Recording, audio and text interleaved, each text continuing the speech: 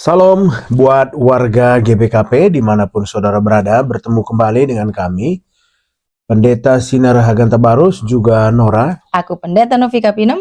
dalam sermon perpuluhan jabu-jabu kita untuk minggu ini, minggu tanggal 16 sampai 22 Agustus. Ya. Dan sebelum kita memulai, teman-teman yang baru bergabung dengan channel ini, jangan lupa untuk subscribe channel ini dan bagikan ke banyak teman, agar semakin banyak orang terberkati. Baik, kita akan mulai dengan membaca bahan kita dari Keluaran 6 ayat 2 sampai 13.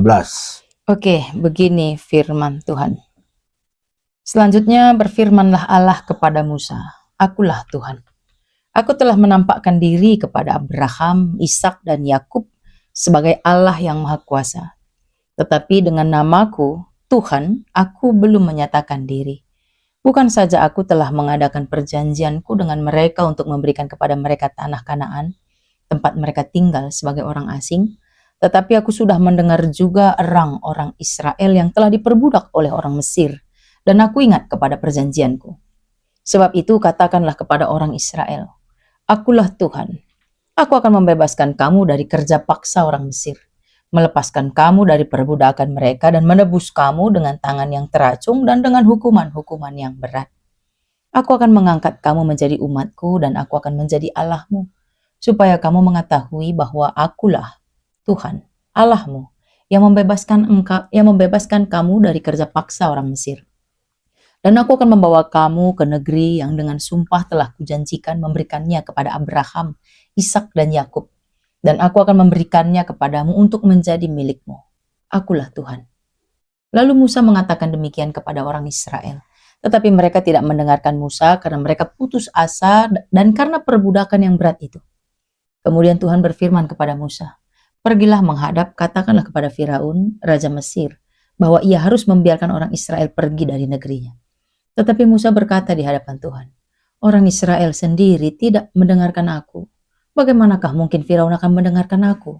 Aku seorang yang tidak petah lidahnya.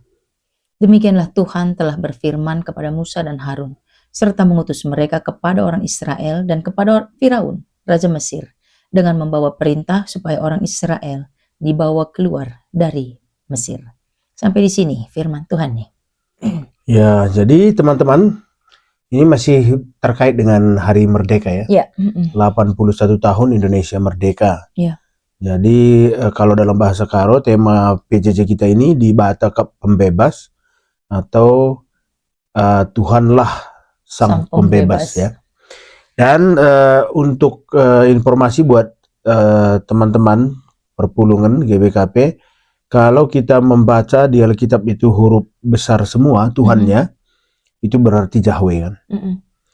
Jadi itu membedakan karena nanti dalam Alkitab kita temui dua cara penulisan, ada Tuhan, tiga sebenarnya. Ada Tuhan yang T-nya huruf besar, itu hanya T-nya huruf besar ya. Ya, Adonai. Atau Tuhan yang lebih halus lah sehari-hari. Tapi kalau Tuhannya huruf besar semua, Yahweh. Kita biasa menyebutnya Yahweh, tapi untuk orang Yahudi ini tidak bisa disebut. Jadi kalau ketemu kata Tuhan dalam huruf besar semua berarti merujuk kepada Yahweh. Lalu ada yang T-nya kecil, itu pasti ilah-ilah. Tuhan kecil dalam semua. Kecil semua, itu berarti ilah atau Tuhan-Tuhan yang lain. Jadi kalau kita baca ini Akulah Tuhan dalam huruf besar ini mengingatkan Musa akan nama Allah yang agung, yaitu Yahweh. Jadi yang menegaskan bahwa ia Allah, tetaplah Allah, artinya Allah mau mengatakan, dengan mengatakan Akulah Tuhan, Allah mau mengatakan bahwa aku masih mengingat janjiku kepada engkau, begitu, kepada Musa dan kepada umat Israel, dan dia akan menepati janjinya. Janji untuk membebaskan mereka. Jadi kan ini janji Allah kepada Musa, bahwa suatu saat Allah yang akan membebaskan mereka dari Mesir. Jadi mengingatkan kepada kita bahwa kemerdekaan itu selain memang perjuangan bangsa kita, tapi lebih dari itu berkat Tuhan, anugerah. Kan itu yang membuat gereja kita kemudian beribadah kan di hari kemerdekaan kan, tanggal 17 gereja dibuka kan. Karena memang warga Kristen itu mengakui kemerdekaan itu pemberian dari Allah, sama seperti yang orang Israel rasakan. Jadi ini pesan pentingnya. Jadi aku yang dikatakan itu kan, Allah Yahweh itu dia menampakkan diri tidak hanya kepada Musa, tapi kepada Abraham, Ishak dan Yakub. Jadi kan janji pembebasan itu kan diwariskan, itu artinya kan mulai pada Abraham, Ishak, Yakub sampai sekarang itu kan masih dipegang oleh umat Israel kan, bahwa Allah yang akan membebaskan mereka. Jadi ketika Allah telah membuat janji itu kepada leluhur mereka, dan Allah mengingatkan terus-menerus bahwa dia belum lupa dengan apa yang ia janjikan dan pasti menggenapinya.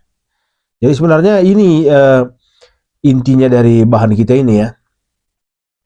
Hanya nanti kita mengambil penekanan atau aplikasi dengan membandingkan apakah kita ini sudah sepenuhnya merdeka kan begitu, umat Indonesia ini kan. Walaupun banyak juga yang merasa belum kan. Tapi ya kita diajak untuk berpikir positif lah. Kita lihat yang baiknya gitu. Kalau yang buruknya memang masih banyak. Tapi kita berusaha lah untuk melihat yang baiknya. Ada berkali-kali itu nama Yahweh itu disebut. Kalau dalam kitab Kejadian itu 160 kali. Itu merujuk bahwa dialah peran yang dominan, dialah faktor. Artinya kalau film tadi dia aktor utamanya atau sutradaranya kalau boleh dikatakan begitu. Karena 160 kali nama Yahweh itu disebut, bahwa dia akan memelihara terus menerus, dia mengulanginya terus kepada umat Israel, bahwa yang harus dipegang oleh para leluhur tua-tua orang Israel itu janji. Bahwa kalau Allah yang berjanji, kita mestinya percaya. Walaupun mungkin di depan mata masih belum seperti yang kita harapkan. Tapi kalau kita percaya bahwa kita juga adalah umat Israel yang baru, Allah juga akan membebaskan kita. Janji itu masih berlaku sampai saat ini, walaupun mungkin belum semuanya kelihatan. Tapi kalau Allah yang berjanji, ya kita imani. Bahwa negara ini juga akan lepas dari kita kan merdeka gitu. Artinya walaupun sekarang tidak ada lagi bangsa yang secara eksplisit itu menjajah kita, tapi sesungguhnya kan negara saling menjajah itu masih ada kan. Masih didikte, masih diintip, harta-harta kita mau diambil, masih mau dicampuri, masih mau dibuat perpecahan. Selalu masih ada perang itu dalam bentuk yang lebih halus. Kita kan nggak tahu kalau kita dimata-matai kan. Kita masih dalam peperangan itu sebenarnya, dan Allah akan membebaskan kita. Itu yang kita percayai sebagai umat Kristen kan. Jadi kalau kita baca misalnya kan, sebagai Tuhan yang Maha Kuasa. Jadi kan dia melanjutkan dengan kalimat sebagai Tuhan yang Maha Kuasa kan. Artinya kan akulah Tuhan, aku telah menampakkan diri kepada Abraham, Ishak, Yakub sebagai Allah yang Maha Kuasa. Itu yang disebutkan dalam firman ini. Jadi kalau sebagai Allah yang Maha Kuasa, dalam bahasa Ibrani El Shaddai, Tuhan yang Maha Kuasa. Itu ada nyanyiannya kan, El Shaddai. Kalau El Shaddai itu maknanya dia menguasai segala sesuatu. Jadi dia mengalahkan segala sesuatu. Jadi tidak ada perlu rasa takut sebenarnya kalau Allah yang El Shaddai itu ada di pihak kita. Semestinya kan begitu. Dan hubungan kita dengan Allah yang El Shaddai itu Allah yang intim, karena dia kan menampakkan diri kepada leluhurnya orang Israel kan, Abraham, Ishak, Yakub. Jadi kepada leluhur mereka pun Allah menunjukkan kedekatan dan janji bahwa keturunan mereka akan dia jaga. Jadi El Shaddai itu berarti tidak ada Allah yang melampaui dia. Dan sekarang hubungan kita dengan Allah yang maha besar itu, maha kuasa itu sangat dekat gitu. Jadi itu kan iman. Jadi kita nggak perlu takut sebenarnya. Dan memang kenyataannya kan tidak ada separuh pun dari yang kita takutkan itu terjadi kan. Iya.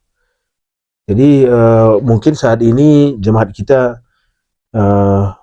mungkin ada juga faktor-faktor berita-berita yang kita baca di media membuat kita takut. Apalagi bulan Agustus ada isu-isu akan ada kekacauan kan begitu kan. Ditambah lagi dalam 24 jam itu tanggal 15 itu dalam 24 jam terjadi 62 kali gempa bumi yang hebat di seluruh dunia. Itu juga membuat kita takut kan. Lalu ini kita di Tanah Karo ada berita Sinabung itu semenjak gempa-gempa ini meningkat itu keaktifannya.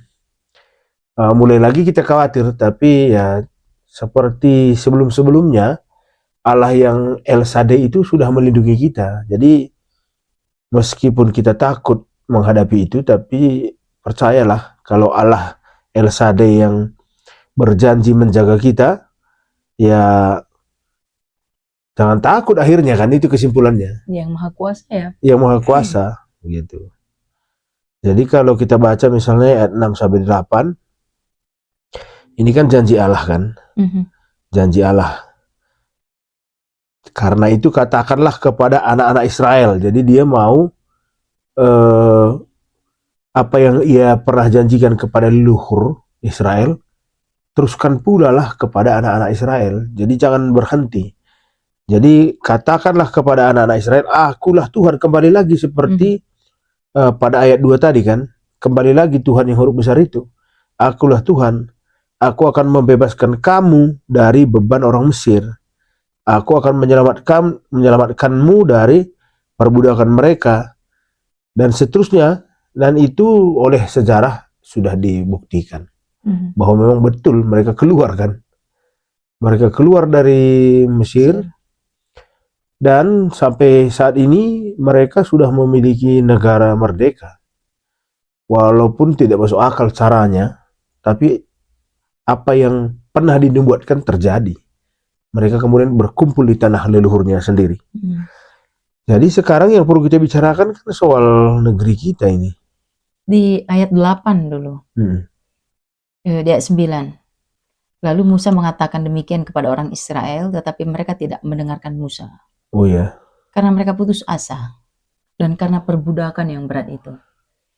Jadi ini kan Allah sudah berjanji nih. Dia akan membebaskan. Dia akan melepaskan. Dia akan menebus dengan tangan teracung gitu kan. Tapi bangsa Israel nggak percaya. Mereka putus asa. Kalau kita kembali ke Keluaran 5 penyebabnya. Karena di ayat 1 Keluaran 5. Biarkanlah umatku pergi untuk mengadakan perayaan bagiku di padang gurun. Nah Firaun nggak percaya kan, Firaun nggak terima. Nah ini lagi yang ternyata setelah Allah Musa menyampaikan firman Allah kepada Firaun, yang terjadi malah Firaun makin marah di ayat 7. Tidak boleh lagi kamu memberikan jerami kepada bangsa itu untuk membuat batu bata. Seperti sampai sekarang, biarlah mereka sendiri yang pergi mengumpulkan jerami. Jadi kenapa dia putus asa? Kembali di ayat 9 tadi, kenapa sudah dibilang Musa kalau Allah yang akan menyelamatkan, tapi bangsa Israel malah tidak percaya dan putus asa? Karena dulu pernah bilang gitu loh, tapi hidup kami makin berat. Jadi udahlah nggak usah ngomong gitu lagi lah, capek loh, gitu. Kayaknya nggak bebas-bebas. Kok kayaknya makin capek hidup ini, makin terbeban hidup ini, makin kena hukuman dari Raja Firaun. Jangan-jangan kita orang Indonesia juga sudah sampai di titik itu ya. Iya. Dan ada terjemahan lain memang ini ayat 9 ini berbeda dengan yang kamu bacakan tadi, tapi ini kayaknya lebih ini karena banyak versi terjemahan ini kan.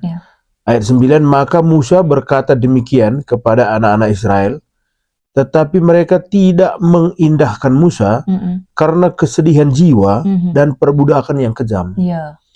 Mungkin kita juga ya sejujurnya ya, walaupun belum ada penelitian, tapi kalau kita bicara ke jemaat kita lah, banyak yang mulai pesimis kan dengan perkembangan ini. Karena mulai dari beberapa waktu yang lalu sulit mendapatkan bahan bakar kan, kita sudah terbiasa mengantri berjam-jam. Malah kita pernah keluar jam 1 pagi kan, atau jam 4 pagi hanya untuk mendapatkan beberapa liter. Dan dapatnya nanti jam setengah 8 pagi. Setengah 8 pagi kita berjam-jam di situ menunggu, emosi-emosian karena masing-masing juga masih belum tertib kan. Dan itu berlangsung berbulan-bulan itu kemarin. Belum lagi kejadian-kejadian yang belakangan ini kan, terkait MBG apa, banyak hal yang membuat akhirnya sama seperti orang Israel ini kan, mereka tidak lagi mengindahkan Musa. Jangan-jangan warga gereja juga, kita GBKP buat bahan begini sudah tidak diindahkan ini. Sudah pesimis kan? Pesimis. Yang membuat mereka tidak mengindahkan karena kesedihan jiwa dan perbudakan yang kejam. Putus asa katanya di sini. Tadi apa? Kesedihan jiwa. Kesedihan jiwa dan perbudakan yang kejam. Kalau di bahasa aslinya koser ruah. Yang artinya mereka sudah kehabisan napas, sudah kepikiran mana mungkin. Udah pesimis ya. Udahlah gitu. Jadi kehabisan napas itu seperti orang tenggelam ya. Kalau orang tenggelam kan udah sampai di titik dia nggak akan berjuang lagi. Iya. Udah pasrah ya. Udah tenggelam. Jadi itu juga sebenarnya yang jangan-jangan ya itu yang dialami oleh jemaat Tuhan saat ini. Kita lah orang-orang Israel itu, ada firman yang menyatakan Tuhan akan membebaskan kita. Ayo semangat. Udahlah, ikut arusnya aja udah gitu. Mulai kehabisan nafas ya. Mulai kehabisan nafas yang bukan nanti hanya kemerdekaan bangsa yang membuat kita merasa patah semangat, putus asa, kesedihan jiwa, tapi mungkin ada penjajahan, penyakit atau sakit hati di masa lalu. Itu yang menjajah kita. Atau ada keraguan di masa lalu yang sampai sekarang mungkin kita merasa belum ada jawabannya sehingga kita malas untuk dengarkan janji Allah itu masih berlaku loh sampai sekarang gitu. Seperti kita lah misalnya, ini nggak usah jauh-jauh ya. Kita di Kabanjahe kan, di Brastagi Kabanjahe. Setiap pagi kita harus stres. Ngantar anak sekolah. Ngantar anak menghadapi macet. Memang di mana-mana di Indonesia ini pagi-pagi macet. Tapi lain kasusnya kita di Kabanjahe dan Brastagi kan. Ada lampu merah tapi nggak menyala. Kalau misalnya macet nggak masalah, tapi sepanjang ada lampu merah, kita tinggal menunggu waktu untuk giliran kita. Tapi kalau ada lampu merah dan tidak menyala, lalu dan menjadi macet semerawut, sementara petugas kadang tidak tepat waktu hadir. Dan ketika dia hadir dia juga depresi tuh kelihatan. Mereka susah sekali mengatur. Lama-lama kan kita sampai ke satu titik kehabisan napas juga kita kan. Akhirnya kayaknya ini nggak bisa berubah ini. Ya nggak akan bisa berubah lah, udah gitu memang. Kalau masalah sesepele ini pun tidak ditangani, bagaimana dengan masalah yang besar? Kita kan akhirnya sampai ke titik udah. Dan jujur saja kan, kita inilah 17 Agustus pertama yang kita nggak keluar kan gitu. Di rumah aja. Karena memang 17 Agustus yang tahun lalu kita patah hati. Karena kan ada apa istilahnya di Kabanjahe ini, kalau pawai lalu mereka mempertunjukkan kebolehan mereka kan di hadapan rumah dinas bupati kan. Hanya berpisah jalan, ada kesenjangan yang luar biasa. Di seberang jalan sana ada pejabat duduk adem dengan tenda, dengan makan yang tersedia, kursi yang empuk. Hanya jarak beberapa meter di tempat kita betul-betul rakyat jelata. Rakyat jelata yang berdesak-desakan, kepanasan hanya untuk menyaksikan pawai. Akhirnya kita putuskan di rumah saja. Karena bertengkar pula. Karena panas kan, panas. Kemudian orang pakai payung. Kalau yang barisan depan pakai payung, kita barisan belakang terganggu. Nah, jadi agak repot. Andai Duduk. apa salahnya misalnya kalau di tanggal 17 Agustus itu sajalah rakyat ini merasakan ya kan? kemerdekaan. Iya, Dipasang terpal, tenda, semua sepanjang. Ya. Mulai dari Tugu itu sampai rumah bupati itulah dikembalikan ke masyarakat. Ya, ayo sama-sama menikmati 17 Agustus gitu ya. Sama-sama kita duduk nyaman. Kalian juga perlu merasakan nyaman menonton gitu kira-kira.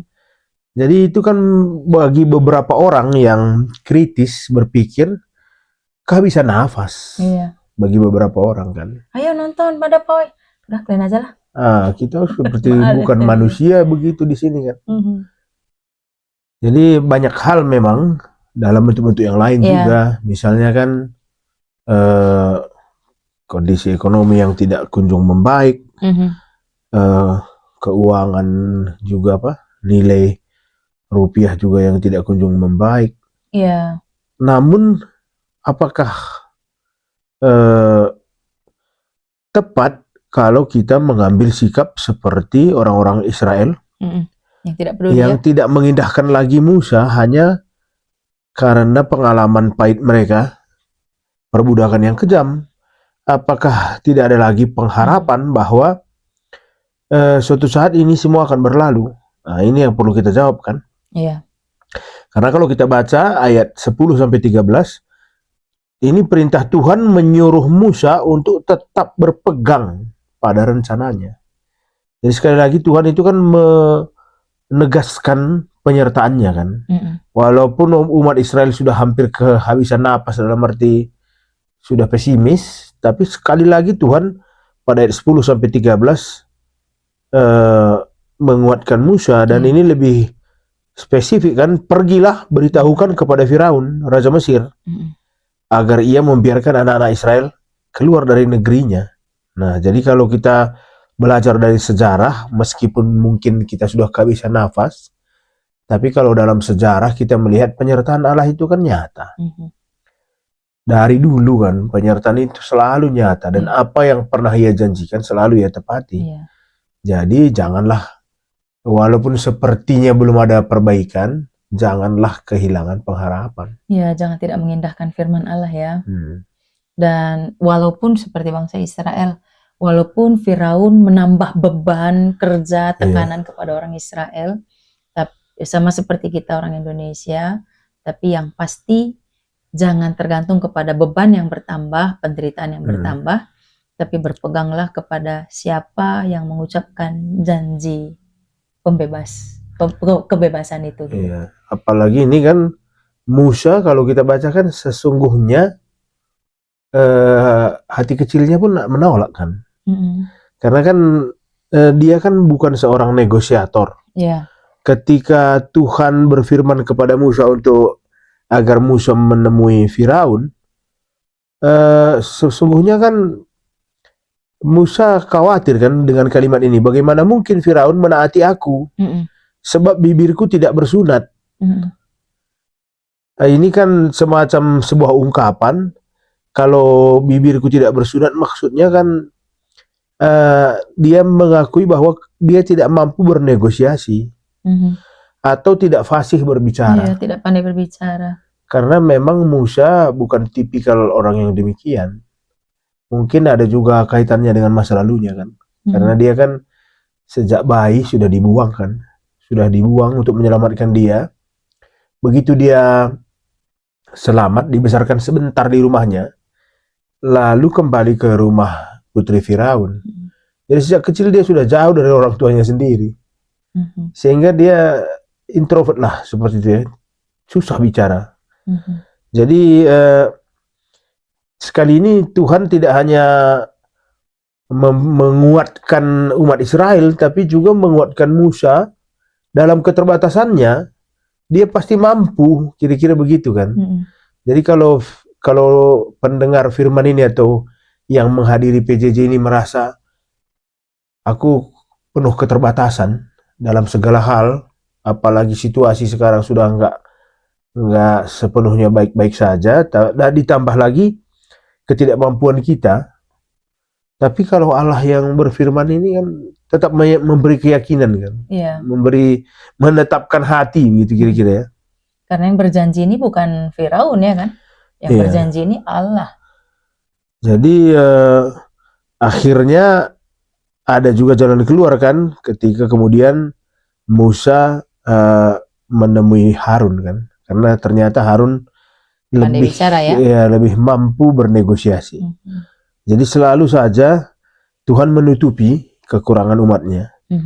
Jadi kalau misalnya jemaat kita memiliki kekurangan-kekurangan juga dalam menghadapi kekacauan ini, ekonomi lah, banyak hal lah, mungkin ada ada yang khawatir karena kondisi begini, anak lagi kuliah misalnya. Seperti kita kan tahun ini sudah belajar mengkuliahkan. Jangan khawatir kan begitu kan. Karena Tuhan akan menutupi kekurangan kita dengan mengutus yang lain menutupinya, seperti Harun. Jadi itu juga berita gembiranya kan kepada jemaat. Walaupun sepertinya di depan mata situasi semakin sulit, tapi di mata pembebas atau Allah sang pembebas itu masih berlaku. Ya. Dan yang perlu kita pahami juga atau kita pegang juga lah. Jadi oleh-oleh kita pulang ke rumah itu bukan hanya pembebas untuk memerdekakan Indonesia di tahun 1945 kemarin, dan bukan hanya membebaskan bangsa Israel dari Mesir, tapi juga membebaskan kita dari jajahan hati kita sendiri. Kita yang nggak percaya diri, kita yang khawatir, kita yang penuh dengan emosi, atau kita yang dengan masa lalu yang bagaimana macam. Karena banyak juga yang belum merdeka ya dengan penjara hatinya ya. Iya, kita dijajah oleh hati sendiri, dijajah oleh pikiran sendiri. Dan Allah yang berjanji itu mau membebaskan kita, sama seperti Allah membebaskan Israel dari Mesir, memerdekakan kita tahun 1945. Dan kita harus tetap yakin bahwa Allah yang mengucap adalah Yahweh, El Shaddai. Iya. Allah Maha Kuasa. Jadi jangan kehilangan nafas ya buat warga GBKP, jangan kehilangan nafas, tetaplah percaya Allah telah merencanakan segala sesuatu bagi kita. Jadi demikianlah ya teman-teman, kita telah membahas panjang lebar tentang Nats ini. Semoga diskusi kita malam ini menolong teman-teman untuk memahami firman yang akan disampaikan di PJJ kita. Dan dari GBKP Perumahan Korpri ini, kami menyampaikan selamat ber-PJJ kepada kita sekalian. Salam.